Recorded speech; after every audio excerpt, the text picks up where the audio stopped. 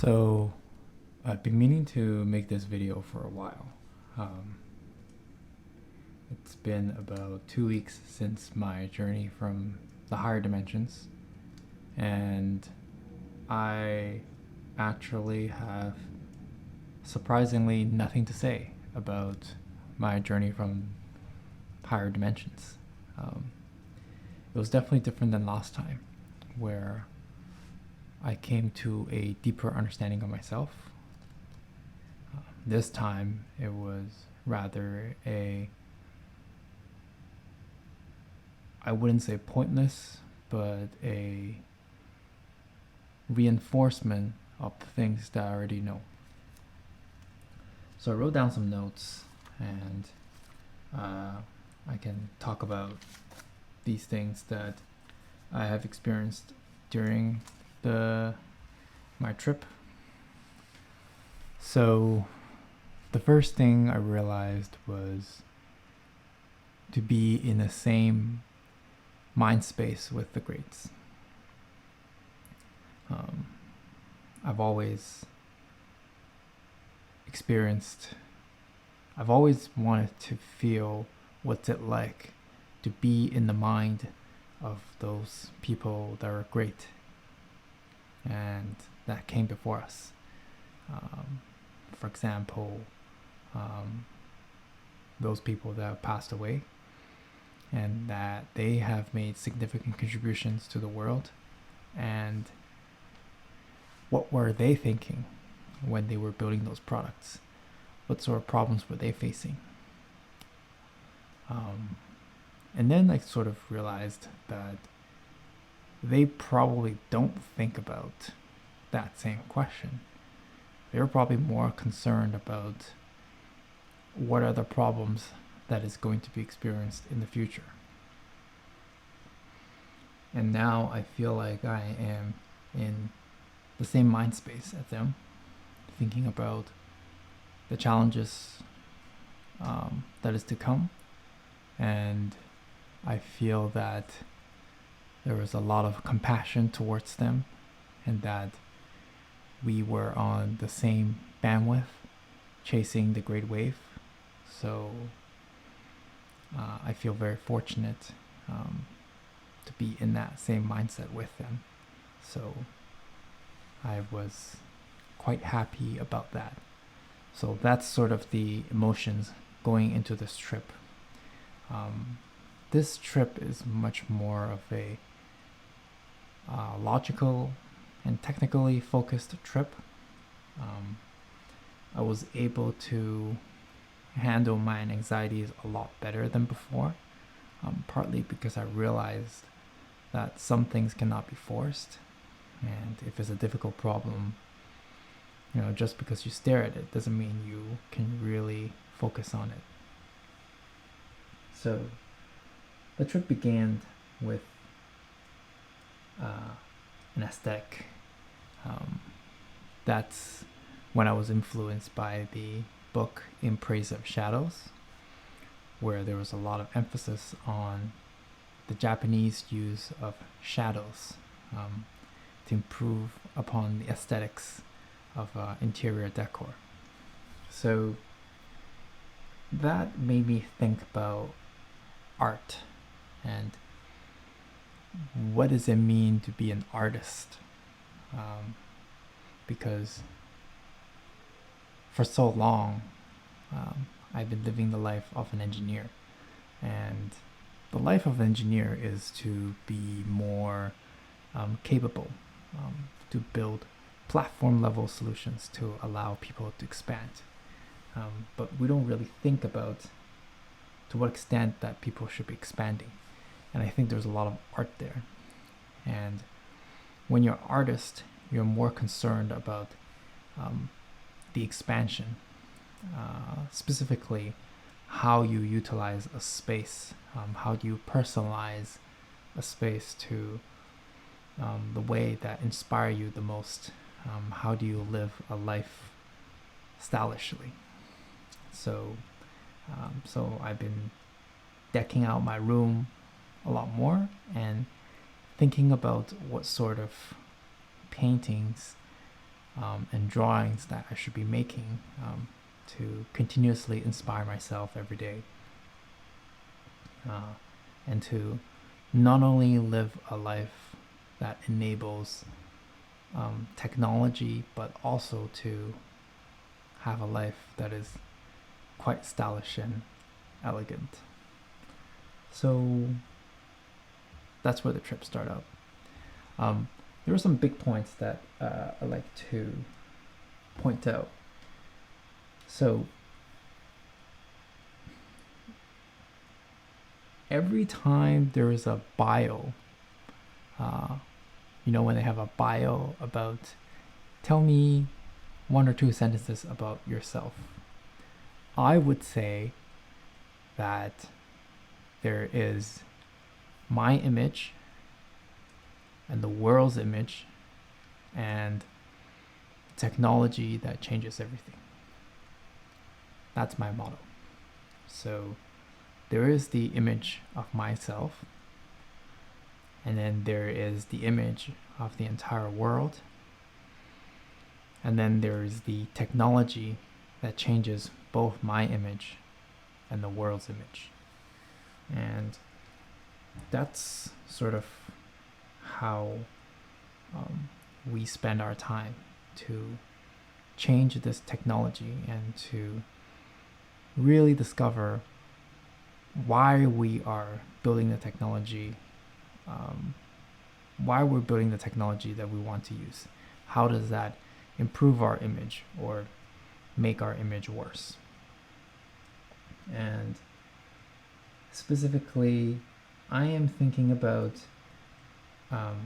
2 types of technology: the software and the hardware. Software, I gained a different understanding of the internet because for the longest time I thought that internet was a extension of the human connection, in the sense that our friendship sort of extends like a graph. You meet one friend and you meet that friend's friends and so on. So like a graph search, that's how your social circle expands. But now I'm thinking with the internet, it's much more than that. It's much more like a way that you build audience, that you relate to a lot of people at the same time. So it's more of like a pub-sub model where there's a publisher that publishes content, and then there are many subscribers that subscribe to these content all at the same time. So that is closer to an artist's vision, where an artist puts in a lot of energy into developing a body of work, and there are these subscribers that subscribes to this body of work. So in that sense, a lot of effort is poured into your online presence. So that's sort of how I see internet has evolved with. So instead of being a supplemental thing to your life, it becomes the main source of energy and devotion for your life, where everything you do is for the internet because you need to serve your audience.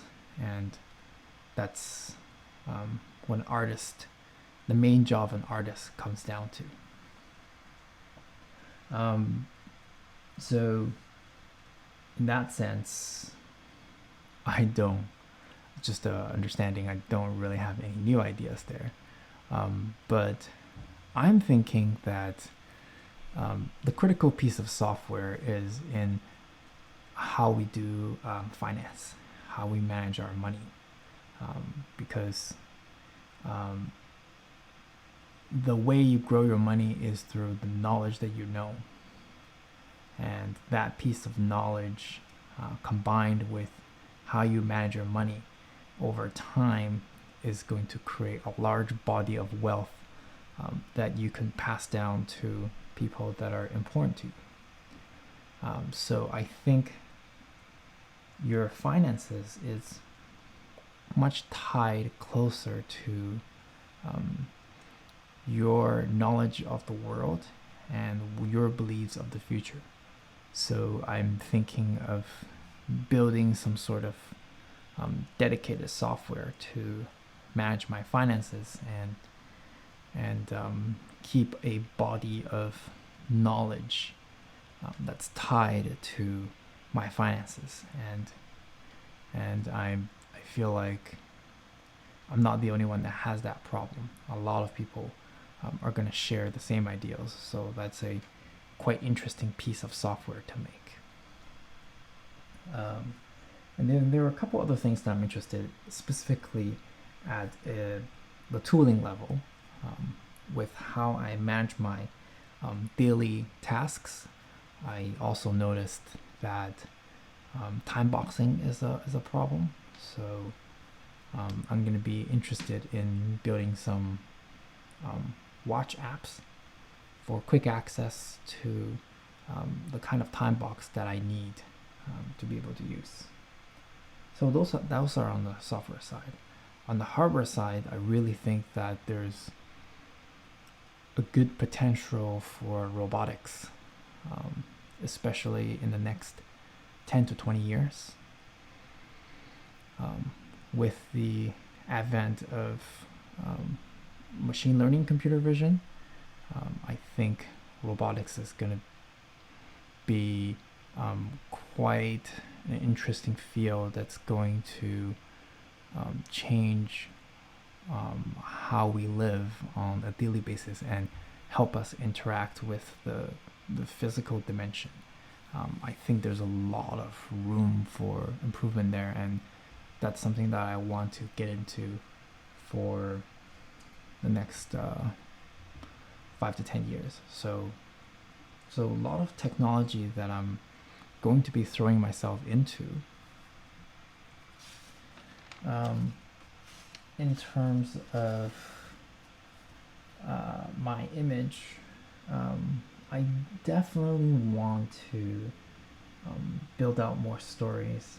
I want to make more films that sort of inspire other people on what the future could be, on how software and hardware can really change the lives we make, the lives we live. I really feel like my life is,